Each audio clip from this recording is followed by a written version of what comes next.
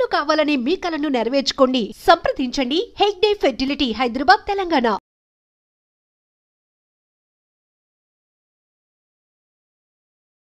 అందరికీ నమస్కారం. నేను Swaroopa Potlapalli. Welcome to trending topic.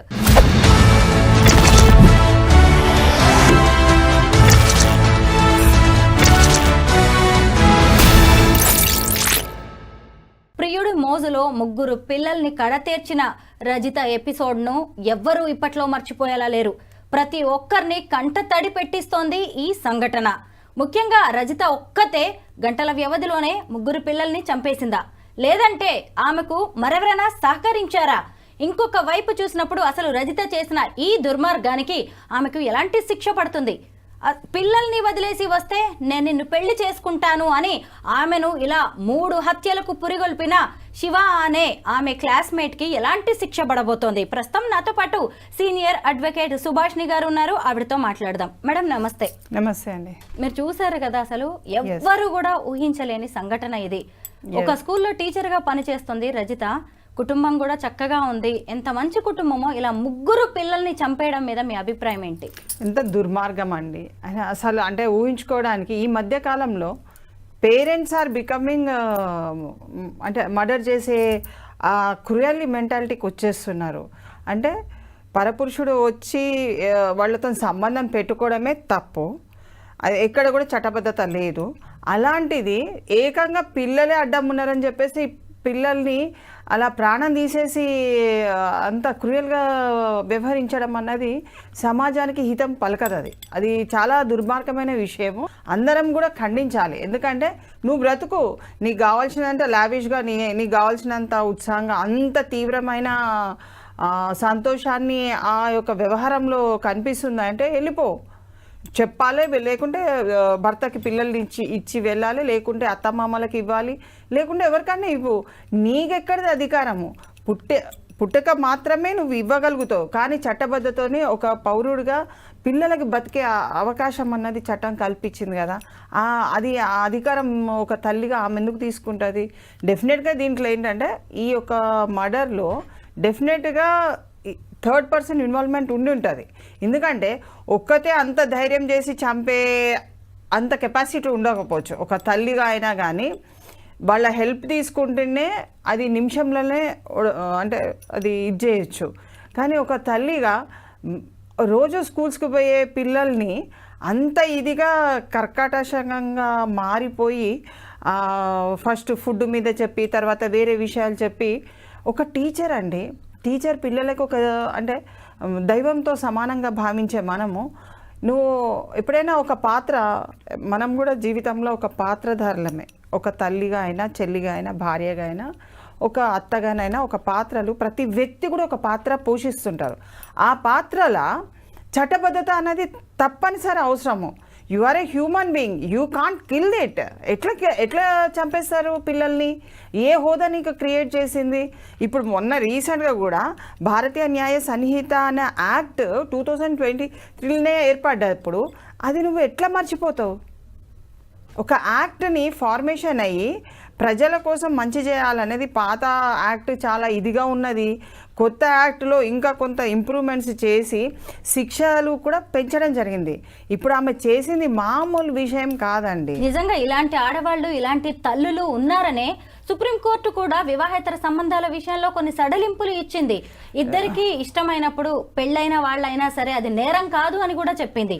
అయినా సరే వివాహేతర సంబంధం ఈరోజు ఒక ముగ్గురు పిల్లల హత్యలకు దారితీసింది. అయితే మీరు గమనించవలసింది ఏంటంటే ఆ ఒక్క కేసులో ఇచ్చిన ఆ జడ్జిమెంట్ని మొత్తం యావత్ భారతదేశంలో ఒక ఇల్లీగల్ ఇంటిమసీ కానీ ఇల్లీగల్ రిలేషన్స్ పెట్టుకోవచ్చు అని పబ్లిసిటీ చేస్తున్నారు.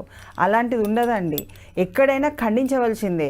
నన్ను ఒక వ్యక్తి మోసం చేస్తున్నాడు, మోసపడిపోతున్నాను, లేకుంటే ఒక కుటుంబాన్ని మోసం చేస్తున్నారు, ఒక రిలేషన్తోని ఒక ఇల్లీగల్గా మనము రిలేషన్ని మామూలు రిలేషన్ అంటలేము కదా, ఇల్లీగల్ ఎందుకు అనుకుంటున్నాము?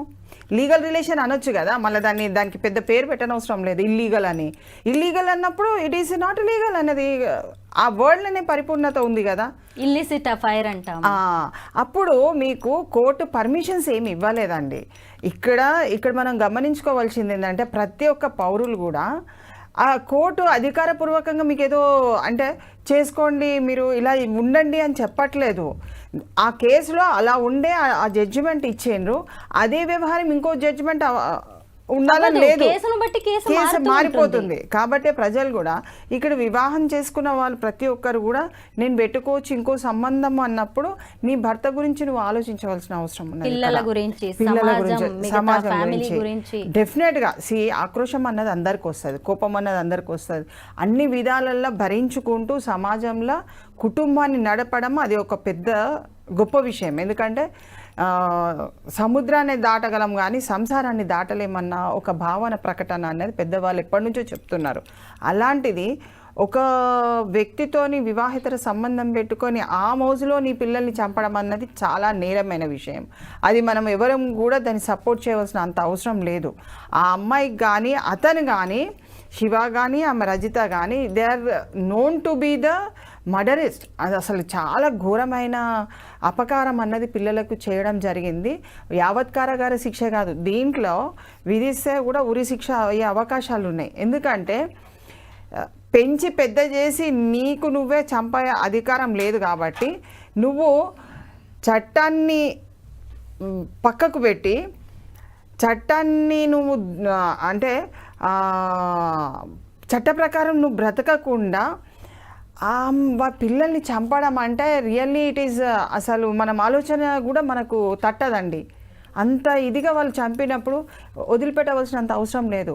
అండ్ ఆల్మోస్ట్ ఇన్వెస్టిగేషన్లో కూడా వాళ్ళు చంపినట్టుగా ప్రూవ్ అవుతుంది. రేపు ఫ్యూచర్లో కూడా వాళ్ళకి బెయిల్ వస్తుంది, ఏదో వచ్చేసి బయటికి వెళ్ళిపోతారు అన్నది లేదు. అండర్ ట్రయల్ కూడా ఇవి చేసుకోవచ్చు అలాంటివి. కానీ తల్లిదండ్రులు ఎవరైతే తండ్రి అనే వ్యక్తి ఎవరైతే ఉన్నారో హూ ఇస్ అ కంప్లైనెంట్, ఈ కేసుని అంటే స్టేజ్ వైజ్గా దాన్ని పర్సూ చేయవలసిన అవసరం ఉన్నది. స్టేజ్ వైజ్గా దాన్ని అట్లనే వదిలిపెట్టకుండా కేవలం స్టేట్మెంట్స్ ఆన్ ద మీడియా అనే ఇంపార్టెంట్ అని కానీ కోర్టులో జరిగే విషయాన్ని పరిజ్ఞానం తీసుకుంటూ ఎప్పటికప్పుడు ప్రాసిక్యూషన్తో కలిసిపోయి వాళ్ళు ఆధారాలు అవన్నీ ఇచ్చినట్టయితే డెఫినెట్గా వాళ్ళకు ఉరిశిక్ష పడే అవకాశం ఉంది. దాంట్లో వదిలిపెట్టేది ఏం లేదండి. దీంట్లో లాయర్ గారు ఒక హత్య చేస్తేనే ఉరిశిక్ష వంటి కఠిన శిక్షలను అమలు చేస్తారు. అలాంటిది ఇక్కడ ముక్కుపచ్చలారిన పిల్లలు 3 హత్యలండి. మరి శిక్ష ఎలా ఉండొచ్చు?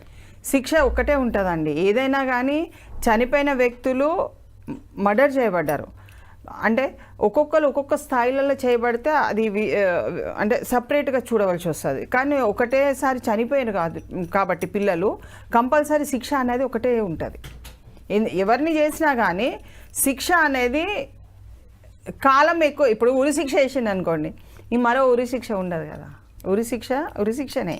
ఇంకా మనిషి చనిపోయే స్థితికి వచ్చినప్పుడు ఇంకోళ్ళు కూడా ఉన్నారు కాబట్టి నేను ఇంకోసారి ఇస్తానన్నది ఏమి ఉండదు కదా. So there is a difference. ఆ డిఫరెన్స్లో వాళ్ళు ఇన్వెస్టిగేషన్లో ఏ విధంగా చూపిస్తారో ఆ విధమైన శిక్ష అన్నది గ్రీవియన్స్ అఫెన్స్ కాబట్టి అది వదిలిపెట్టే అసలు లేనే లేదు దాంట్లో. కాబట్టి డెఫినెట్గా they will have the punishment. And ప్రజలలో కూడా కుటుంబ విలువలు అన్నది చాలా మటుకు పెట్టుకోవాల్సిన అవసరం ఉన్నది. ఇలాంటి వ్యక్తులు ఒక కుటుంబాన్ని నాశనం చేయడానికి వాళ్ళు ఎంట్రీ అవుతారు.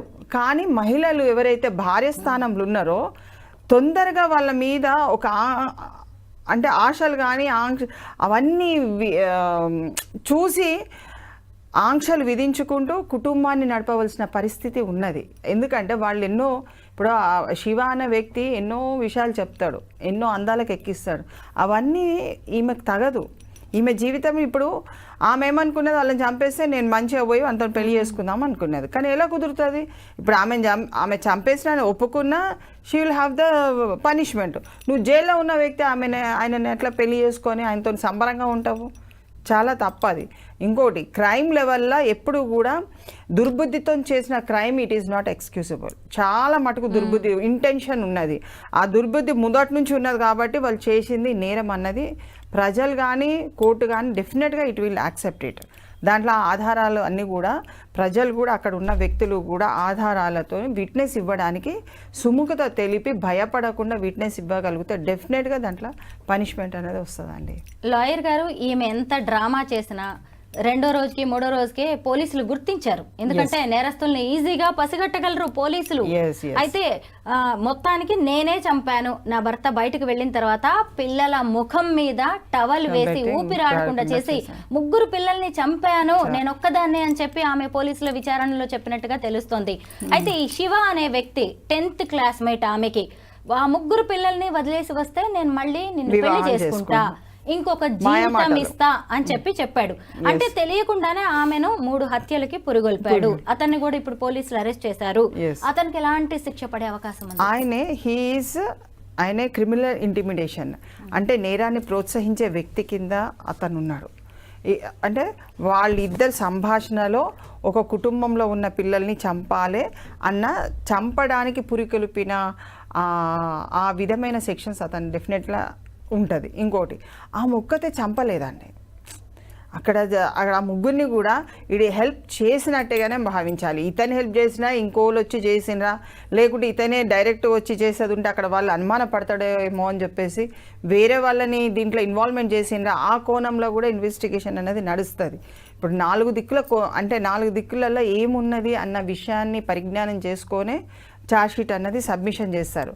కాబట్టి ఒక్కతే ఒక బాబు బతికుండగానే ఇంకో బాబు బతికుండగానే మేల్కొని ఉండగానే ఈ అమ్మాయి ఒక్కతే కూర్చొని చంపలేదు కదా.